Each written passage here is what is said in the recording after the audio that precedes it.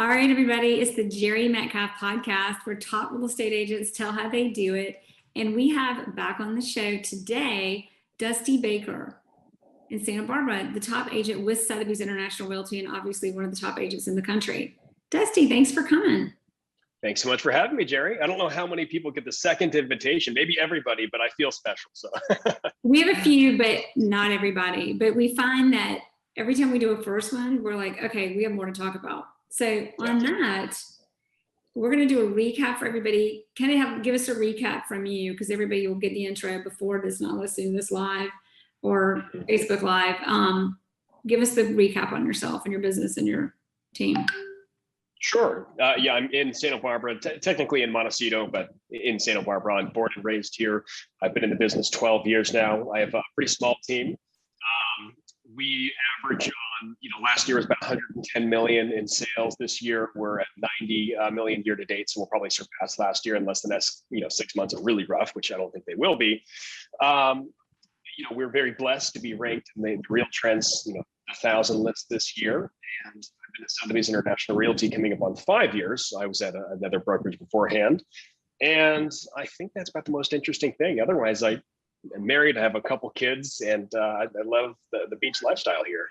You don't give yourself enough credit, but that's all right because we'll pull it out of you. So there we go. We got the scoop. But here's where we're going to start. We talked last time about, we really tapped into what, there are a lot of interviews about what it means to be an agent, how to get into it. There's kind of like, for lack of a better word, mainstream real estate. And then there's true luxury, which is pretty much your market. Taking it to another level, let's get into, we're just going to go right there. What does it mean to win the business, secure the business, or first of all, find the business, win the business, and deliver on the business of a luxury listing, especially the marketing? Yeah, I always say it's just a different game altogether. I really feel like it's soccer versus baseball. One isn't better than the other at all, but it is completely different. The way you market is completely different. What would make you really successful selling a lot of having a lot of transactional sides on kind of lower end versus having fewer on higher end, everything is different. One would hurt you if you try to do it on the other side. So I really appreciate the high end. It really isn't for everybody. And I don't mean I'm special in any way, but I really do enjoy that process of it. I think it's equally as difficult, and you can still make a ton of money selling a ton of units on the low end. So like I said, one really is not better than the other. I really just enjoy the process of it. You get to be, I know one of the things you want. Yeah, go ahead. Oh, I know one of the things we're going to chat about is some of the bespoke marketing, but to me, that's really fun. I'd get really bored if I just sold the same type of house over and over and over again, and there was no real way to differentiate myself. In fact, I really think I have a harder time pitching myself in Sotheby's in lower end listing presentations because frankly, I have less to offer versus, I have something coming up next week for $35 million. That's a really unique property. And that's a really unique sphere of people we're getting it in front of. There's, 18,000 people on the planet that can write a check for that house. It's very, very, very specific. And okay, so right there, 18,000 people can write a check for that house. The fact that that is saying something. So we're going to define bespoke marketing for a minute. Bespoke marketing is, I use the word targeted, but specific marketing to a specific, it's tailored. Bespoke anything is tailored to who you're serving. Yeah. Is that how we define it today? Just to make sure. Oh yeah, it's everything is customized. Even when people ask me what photographer do you use, I'm like, well, it depends on the property. What kind of internet advertisements, what kind of print, everything is completely customized for this property because it's a different type of property. It's not just, hey, this goes to rich people and this goes to poor people. Within the rich category, there's a lot of different categories. Are they looking for something grandiose and showy or something really, subtle, but still, really high level? So it's really fun to me to have people like that involved. I get to get a bunch of weird people involved. I have historians involved in my marketing. That's something that probably not many people do for tract homes, but a lot of what we sell, the provenance behind the property is equally as important when we tell the story. So to me, it's a blast. It's a lot of fun. So what is the key to, because anybody can bespoke it, but anybody can try to make a suit, but what is the key to making, there's the keys to making the suit that fits well. What's the key to doing that marketing for that $35 million, whatever $1 million property that is going to not just be special, but sell it? What are the questions you ask yourself to know you're successful? I mean, the most important thing is who the buyer is. You have to know who the buyer is. Otherwise, everything starts with that. I use this example all the time because Ty Warner, founded Beanie Babies. The little tie on the ear of the Beanie Baby is his name, and he lives locally. He owns a ton of real estate. So I always use him as an example. He has a very successful business, but he's marketing Beanie Babies, and that's a very different market than houses. But he made billions of dollars off of it, so he's doing just fine selling Beanie Babies. But you just know, okay, who's going to buy it? A 7-year-old boy or girl. Okay, how do I get in front of them? They don't have the money. Let's get in front of the parents, and et cetera. And to me, that's any and all marketing. And when it comes to really high-end business, you just have to know your market. And it's not just a category of people who can't afford it. There's actually a lot of people who can afford it. I'm not going to reach all those. Right. This is the property, 18,000 people, but do they want to buy in Santa Barbara? Is that what they're looking for? Yeah. Okay. So you're good. So number one, who's the buyer? Well, in this case, we're talking about a property there are 18,000 people on the planet that can afford it. But if there's 18,000 people on the planet, how do you find the ones who might want it? Yeah, absolutely. It's also knowing not just who the buyer is for the property, but for your region. Santa Barbara I love Santa Barbara. There's a lot to do, but we don't have a big nightlife. Like, you're not coming here and hitting the clubs and being, seen at all the right restaurants at 10 p.m. That's just not really the feel here. But there are certain, buyers who love that. And typically they end up in a New York or an LA or San Francisco. So when people say, okay, we'll get in front of this Chinese billionaire or something like that, I say, well, we don't really get that here because they're typically looking for a different lifestyle than the one that Santa Barbara has to offer, versus a lot of the, hedge fund guys, a lot of the tech folks really do appreciate the property here. So once again, it's knowing not just for the property, but for the specific region. And then it's getting in front of those people. And that's where it takes the secondary level of expertise of just, once again, knowing the buyer and then knowing how do you get in front of them. It's extraordinarily difficult to get in front of people, anyone actually. It used to be the rule of 7. You had to have someone see a commercial 7 times before it really clicked. That's blown out the window. Now there's so much that's constantly in front of us. There's an ad every other page on Instagram, and there's billboards, there's everything. So now I've heard that new kind of sociologists are saying it's a rule of 13 or 14. So now you have to get in front of people a lot more. And I'm sure you have a lot of clientele and friends, Jere, that are really wealthy, but you have to put yourself in their shoes.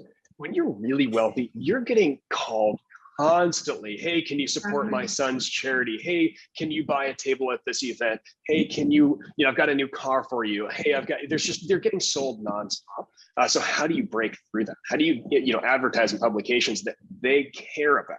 Because if you're trying to solicit somebody worth, $1 billion, I assure you they've been solicited, 5 times in the last 30 minutes. So it's getting in front of them in really specific ways. And a lot of that has to do with, once you know your market, telling the story of the property. I always say the person who ends up buying this property probably doesn't know that they even want to buy this property. How can I pitch it in such a way where it flips them? They think, wow, I wasn't even looking for a place in Santa Barbara, but I have to have that. So because no one needs these properties. They want these properties. No one needs them. That's a great point that I reiterate, is that asking the right questions, number one, when you're selling a property, who is the buyer? Number two, how do I get in front of the buyer? And there's even sub questions under how do I get in front of them? Because the one thing you have to take into consideration is when I get in front of them, what are the right places? For example, as one example, the right publications. But in getting in the right publications, how do I make sure I appeal to the buyer? Because you also need to know the buyer. For example, you just made a really important point that you probably take for granted knowing, is that when people buy these kinds of properties, they usually don't know that they're looking for them unless you show it to them, which goes to the next thing of telling that story that will appeal. Now, telling a story, people have really short attention spans, like you said, 7 to 14. The story's got to be pretty good. So let's talk about this story. Yeah. Sure. I mean, I'll give you an example. I sold a house last year, and this was a really special property because not only was it special in the fact that I could walk there from my office, by the way, and it's 12 flat acres. So that in and of itself is very rare for Montecito. And then on top of that, it was designed in the 1920s by one of the most famous architects in Santa Barbara's history. His name's George Washington Smith. And on top of that, it was one of his most grandiose Italianate designs. And it was just it was the last property he finished before he died. There's so much to it that telling that story and it was listed at $40 million to give some perspective on that as well. So it's getting in front of someone who, has a tremendous amount of money, but they have to get that this is a once in a lifetime opportunity. Like the guy who bought it probably will never sell in his lifetime. So when people understand this is not hey, you can go buy this next year. This is a once in a lifetime opportunity. I was in Newport Beach last week. That's about 2 hours south from here. It's been an hour south of Los Angeles. And there's a lot of really nice real estate there. I love Newport. I love going down there. My wife used to live down there, but it's a bit more, luxury real estate's a bit more dime a dozen. It's like, yeah, there's a really nice house for 20 million. There's also another really nice house for 20 million, another really nice house for 20 million. And otherwise you can buy a piece of land and just build a nice house for 20 million. So it doesn't have the same type of, what's the word I'm looking for? Appeal. Rarity. If you don't buy that one, you can just buy the next one. Whereas something like this George Washington Smith that I sold, that really possibly could be a once in a lifetime opportunity. It's certainly one of the largest pieces of land, and also again, even the landscaping is designed by A.E. Hansen in the 1920s, which is really famous landscape architect, and the landscape was mature and just fabulous. So we had trees that were hundreds of years old, trees that were imported from all over the world that were planted in the 20s. It was just, you cannot replicate that, period. Cannot be replicated. So there's this whole story behind it. Like, why should I give you $40 million? Because there's a lot of ways to spend that money. And we see that a lot. I follow cars. I love cars, but I follow like RM Sotheby's and Barrett's and all the auction houses. And when they say, listen, there are 29, Ferrari 250 GTs left on the planet. We can account for only 12 of them. We think that there's only 15 others. And this is one of two that won at Le Mans. It's like, okay, that's what's so special. It's not the engine and the tires. It's this incredible story because the car is worthless. It's not even that fast. It's just kind of pretty and it's going to sell for $50 million. How do we bring that into real estate? And some homes have that. These super, super high-end ones do. And it's getting that story across. Wow. So when you get that, so here's a question, because it's back to know your buyer. The buyers of these properties, I think everybody lives the paradigm, even most luxury agents live the paradigm of they're just going to look at the investment. They want to make sense of the investment.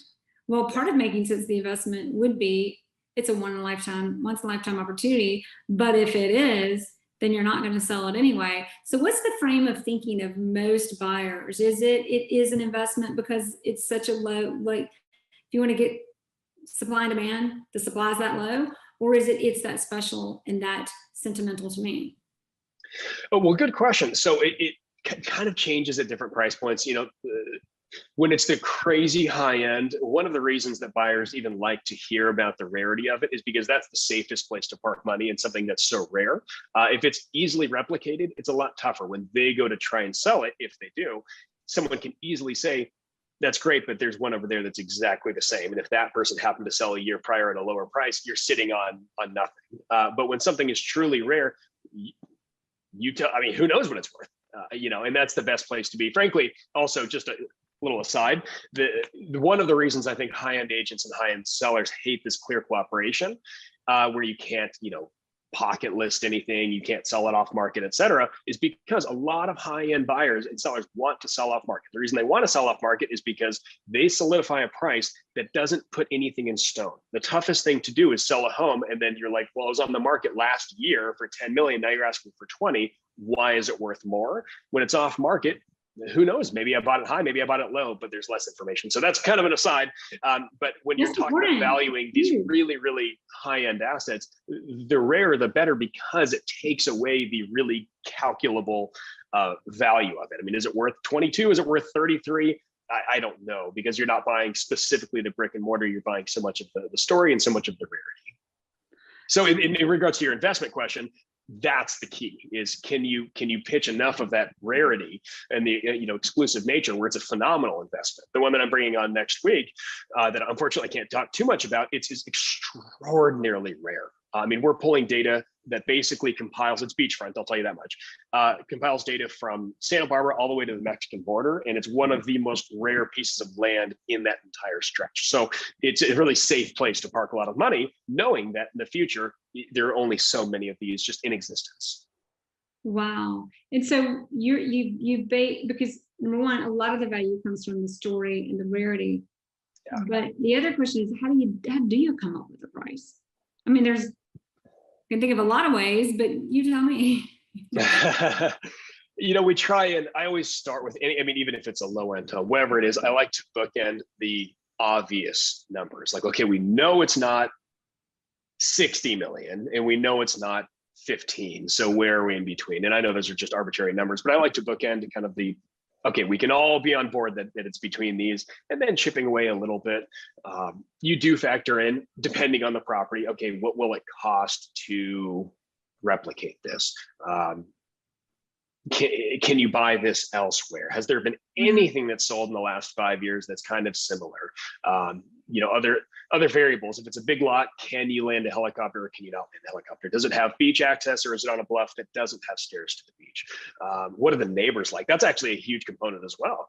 If your neighbors are big, enormous, parcels with really known neighbors, that can be really helpful. If it's kind of crappy neighbors on both sides and less privacy, or it doesn't have a view easement, I mean, there's just so many variables involved where you just start chipping away. But at the end of the day, you put it on the market and the market decides.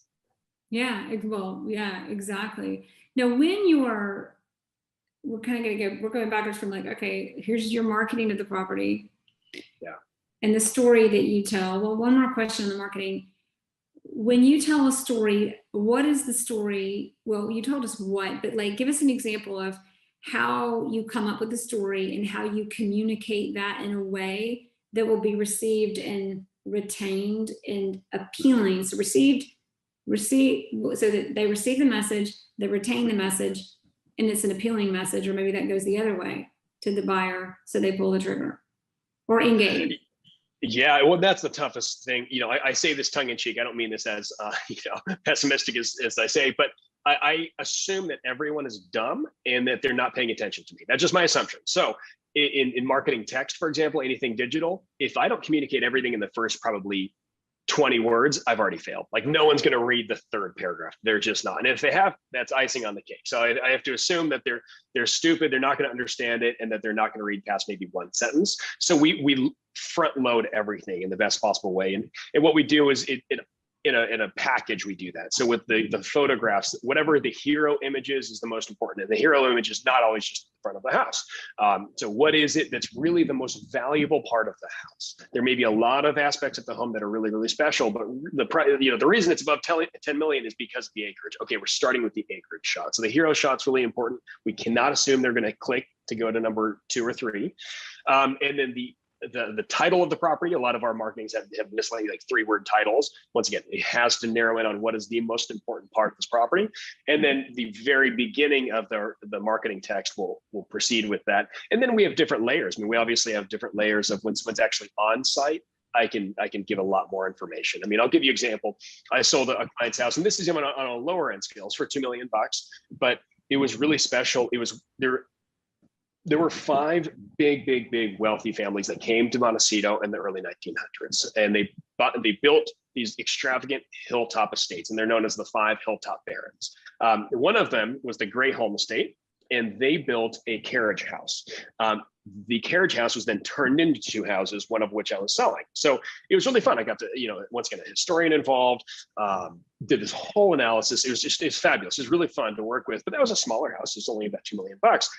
So how did we get that message in front of people as quickly as possible? One is that the home clearly had character. A lot of people wanting to buy in Santa Barbara, they want the character. They don't want to buy something that, could exist in Nevada or Arizona or Texas. They want to be, okay, this is clearly a character home. So we had a shot that the hero shot happened to be in the backyard. It was a great twilight shot. That's just what worked best. We had a photographer there all day, and we figured out what is the best hero shot. So the image definitely said, This is clearly a character house.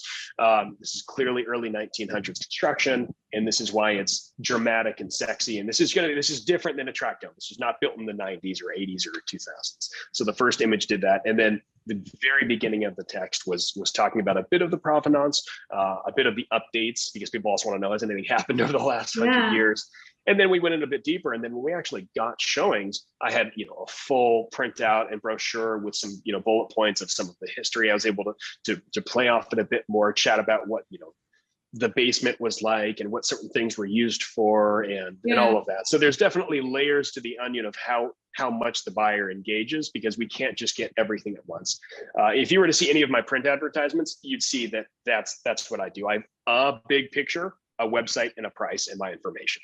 The advertisements that are putting everything on one page, 39 pictures, the entire marketing write-up, no one reads that. If someone really wants more information, they can go to the site, but I have to assume that people are stupid and they're going to give me a millisecond of their time. So I'm going to give them one piece that makes them think, okay, I need some more information. Where do I go? Exactly. Appeal to them, draw them in. Then when they're ready to get more information and take the time, they will, and get the right information. And then when they get to the showing, it takes it to the next level to get that information and secure the transaction with the right buyer.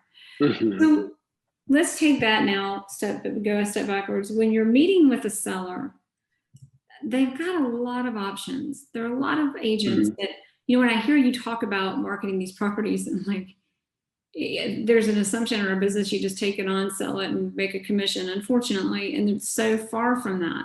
So that being said, everybody wants a listing like that, or they think they do. How did you break into this business? But more importantly, when you meet that seller, what does that conversation look like? Yeah, it's two different questions. Getting the first one is obviously the most difficult, and that's almost a whole discussion in and of itself. Moving forward from that, sellers want to see that you've done it before. They really want, the average high-end seller does not want you to be their test dummy. So they want to see, this is what I've done. My whole process with anything is I don't like any fluff. I like to talk rubber meets the road. This is how we get top dollar for your house. And a lot of what we discuss when I'm, chatting with sellers is I do this marketing, whatever I'm about to chat about, for this reason. Here's what the buyer pool looks like, historically in Montecito and what we've seen in the last 6 months. This is what your property offers. Here are the stats behind why I think this is the type of buyer. This is how we'll get in front of them. This is what we've done on other properties. This is what has succeeded. This is what has failed. So it's a lot of data. I don't like to use ambiguous terms. I don't like to say, as some of our competitors will say, we're very tech friendly. Like, well, okay, well, what does that mean? I want to hear what that tech means. So I never use ambiguous phrases, because at the end of the day, most clientele I'm working with are so much more intelligent than me. They can afford a $20 million house because they've done very well. And there's nothing more insulting to an intelligent person than trying to speak in vagaries. Or when you talk to a really good salesperson, a really intelligent person, if you do quick math and it's wrong, they're like, okay, this guy's not who I'm going to work with. So you have to know everything. You have to really speak with candor. They want to hear what they need to hear. So that's the way a lot of our conversations go. Is there's nothing special to me per se, but I have the data and I have the track record and I have the game to have them succeed. To chunk that information up, to retain it and make sure we don't miss anything, and make sure everybody listening gets that is number one, in any industry, people hire for results. Oh yeah, they want results. One, they call you because they know you're a guy who's getting results. Once you get in front of them, if you're competing, which sometimes you aren't, sometimes you probably often are, competing for that business, they're going to compare what they're here. They've seen the results of everybody, but what they're hearing from you is accurate information, precise information. And people think they don't like to hear results, processes. But what you're bringing in that's relevant is anything you give them, this is important to you because. This is important to you because. So when another agent comes in and says, we're tech friendly, like, you can come in and say, this is what we do with technology. This is why it's important, because there are only 18,000 buyers that can even afford your house, because the person buying your house doesn't really know they're going to buy your house. And by the way, we've got to make sure they know why you're going to buy the house. And we have the resources and connections through Sotheby's, marketing, everything, the right publications, and by the way, the right agents, we haven't touched on that, to get it in front of that buyer who's going to pay the price. Yeah, absolutely. I mean, just getting down to the logistics, and obviously you just have to know what you're talking about. We chatted a bit about this last time, but I have not found a difference from the poorest of poor to the richest of rich. They're all the same, whether they're really nice or really mean, same percentage all across the board. However, I think that in the really high end, they do have not unreal, and I don't think it's unrealistic expectations. It's expectations that I'm going to hire someone to sell a big house. I need them to know what they're talking about. Frankly, I think you should have that with this tiniest condo. I have that expectation of everything. I was on the phone with a gopher guy yesterday for my house. I want him to know gophers. Like, I have expectations that you're good at what you say you're good at. So you have to enter the meeting, the listing presentation, actually knowing what you're talking about. And that really helps. But you're right, it's always competitive. I'm always competing against really great top agents in the city. And I'm always thrilled when someone chooses me. It really is an honor that you have a lot of great options. I have a lot of great, I mean, at least one or two other great agents in my community. Yeah. They're fantastic. So it's always a blessing when you actually get, one of these listings. But to what you said, it's also, now I've lost my train of thought, but you're talking about, the great options. Oh God, I had something to say that was, I know what it was talking about when people hire you, there are different experiences and different expertise. Like, you can go, I always use this analogy. There's the Ritz-Carlton, which in some cases isn't the equivalent even to these listings, but it's a very simple example. You've got a Ritz-Carlton, which is like, whatever. And then you've got Motel 6, and then you've got, I can't think of what is it called? Hyatt or something in between. But even nicer, what's it called? I'm forgetting. Oh my gosh. There's an island. Marriott, there are more people working there than guests. And if you're thirsty, they know you're thirsty before you do. Little Palm Island. That's one of them. But anyway, there's these different examples in different levels. But when you're dealing with someone selling a house for a property for $40 million, there's certain levels of service they're accustomed to. And they're actually paying at that level. It doesn't, when somebody's giving you a certain amount of money for a service, there should be something coming back to justify it. I mean, that's how I feel. Listen, if with any scenario, we get so used to talking about percentages with commission. But if we didn't do that, if we had dollar amounts, let's say it's $1 million house even, and the seller says, hey, I'll give you 30 grand to sell my house. I mean, that's a big chunk of money. I think that you deserve to spend a lot of money and bring a lot of expertise to the table and do a lot of marketing. I know some agents who basically spend nothing in marketing. It really is. I'm going to take a listing and hope someone calls from the MLS.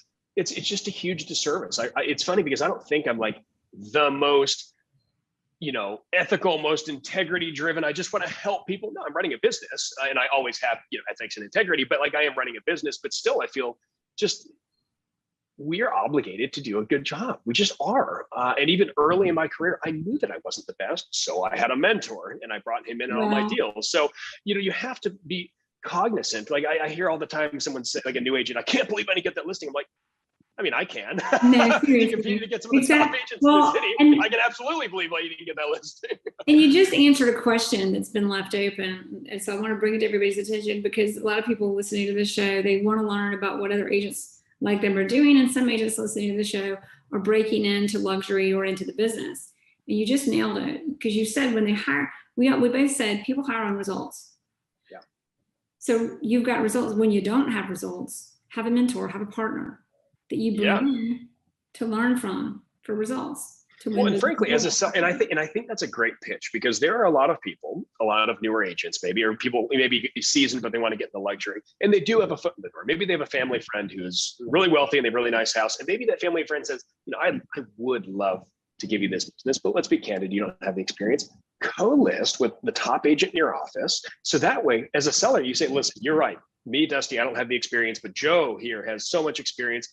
You get both of us for the same price. You have all my attention. I don't have that many listings, so I'm going to be just driven. My focus every day is your house, and you have the horsepower of Joe over here. It's the best of both worlds. I think that's a great story, actually.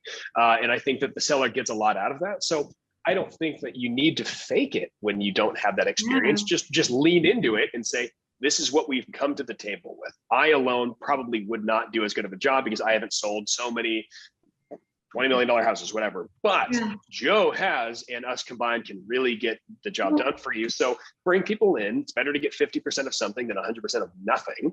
And at the end of the day, it is the ethical thing to do. If you do not have the experience, you are going to do a poor job. And that's like in the real estate test somewhere. It's been a while, but it was there back then. It's probably there.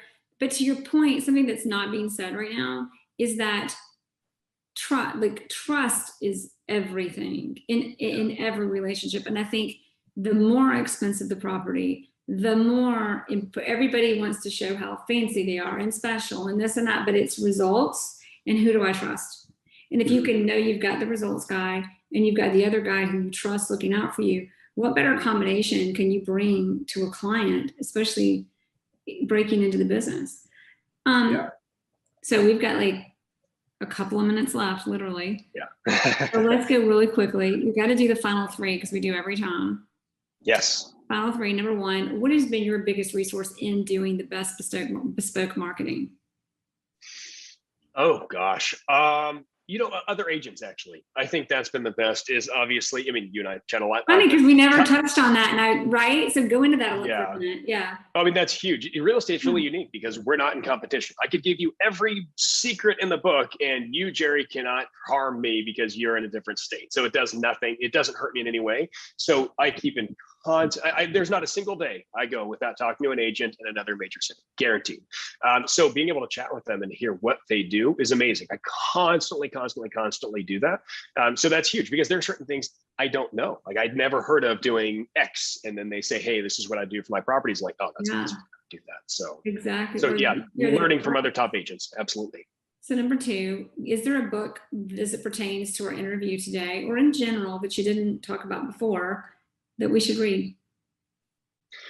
Oh gosh, to be honest, I hate most real estate books. I like books more about just.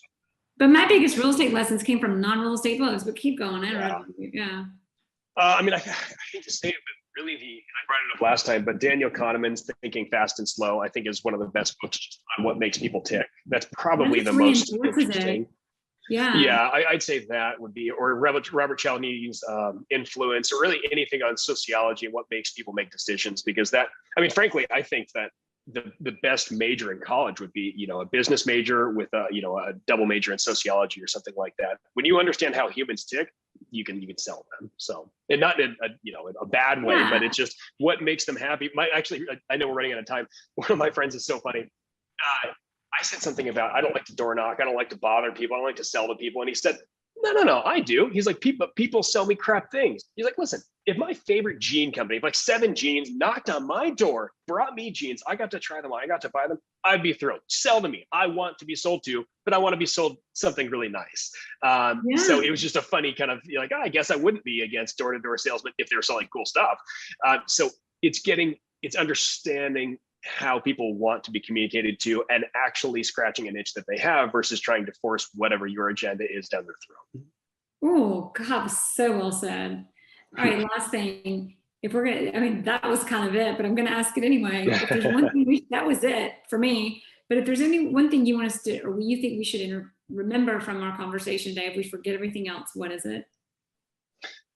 I think a lot of what we talked about, the biggest umbrella in it is actually knowing things like know your stats, like know who the buyers are for your market, know who typically is buying different types of homes, whether it's families, single people, older couples. Knowledge is what is going to get you success. Where do you don't know what you're talking about? Yeah, where do you get most of your data for that?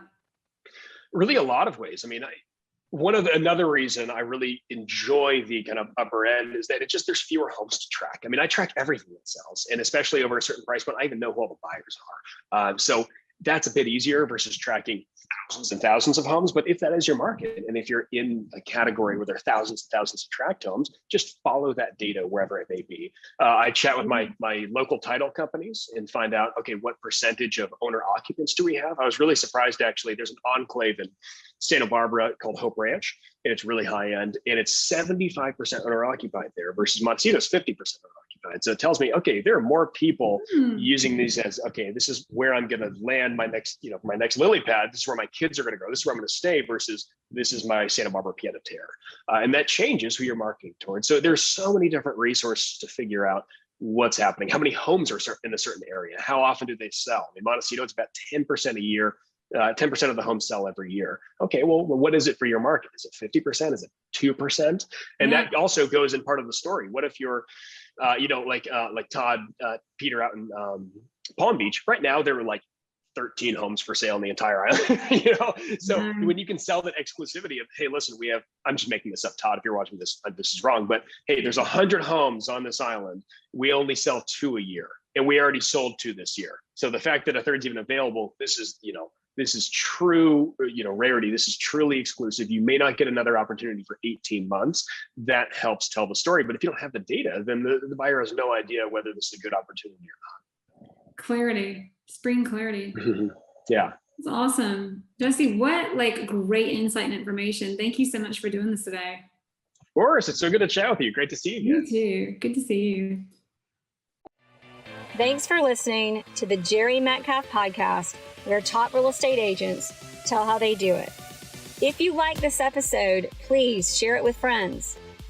To find more episodes, search Jere Metcalf Podcast on any platform for podcasts, or go to JereMetcalfPodcast.com. That's JereMetcalf podcast.com.